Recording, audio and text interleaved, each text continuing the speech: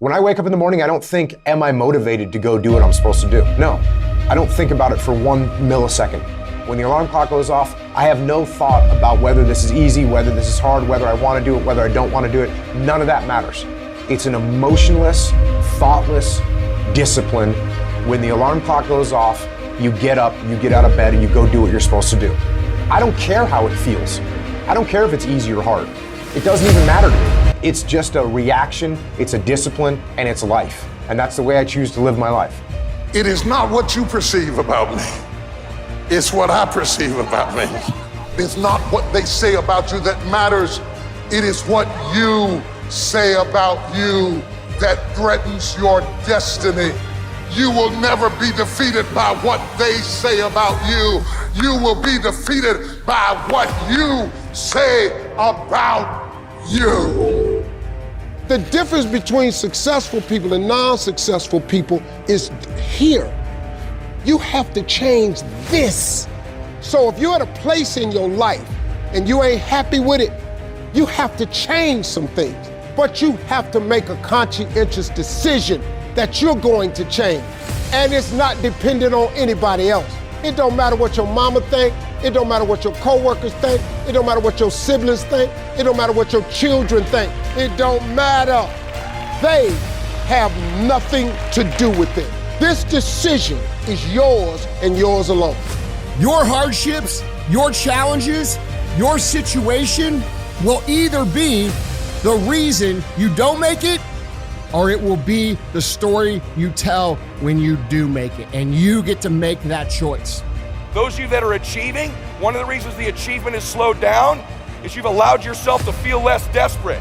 When you were broke and starting your business, or when you were brand new in your relationship and you were desperate to get her to love you or desperate to get him to love you, you took massive, big action. How many of you are moms in the room? Raise your hand. If you woke up tomorrow morning and your baby wasn't in their bed, would you be desperate right away, yes or no? Big time desperation. You wouldn't be thinking about what you need to do. You'd be acting, wouldn't you? You'd immediately make the decision. You'd take massive action. You'd search the house. You'd go into the street because you were desperate. When you remove desperation, all this bullshit creeps into your life where you think you have to have the perfect plan and look the perfect way and have the perfect thoughts and be all zen and perfect. What you need is to be desperate. What you need is to get after it.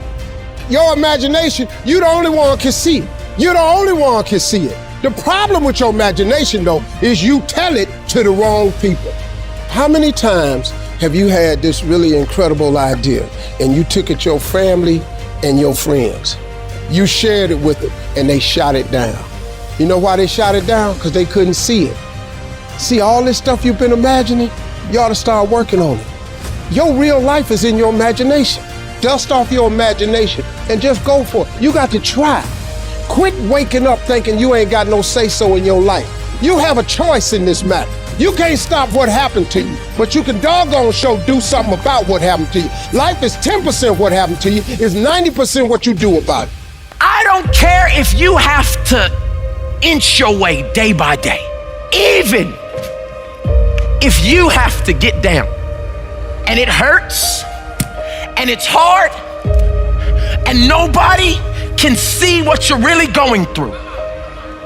If you don't quit.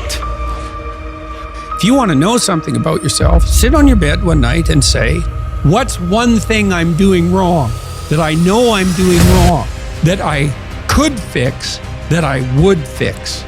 You meditate on that, you'll get an answer.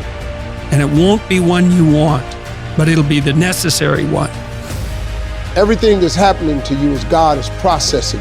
Every difficult moment you're having, He just processing it. That's all He's doing.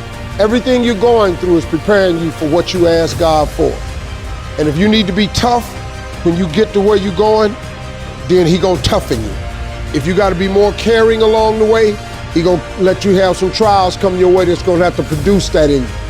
If you want to begin to move, you've got to clear your mind of all the unnecessary luggage and baggage that's weighing us down.